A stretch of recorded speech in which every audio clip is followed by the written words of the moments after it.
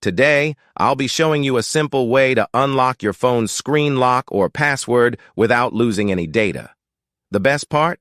It's free and easy, even if you're not a tech expert. Before we begin, I'd like to mention a small disclaimer. The method I'm about to show you is 100% legal, safe, and free.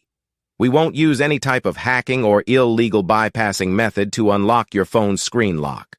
Moreover, the phone will not suffer any harm or damage in any way. With that said, let's start. You can unlock your phone's screen lock or password using a special code. Here's how it works. First, tap on Emergency Call, then enter the code. This code is unique to each type of phone and is provided by the phone manufacturer. In this video, we're using a code that works specifically for the type of phone we're demonstrating. Now, let me show you how you can get the code. Visit this website that offers free unlock codes using a unique method. And that's it. Now you can unlock your phone without losing any data.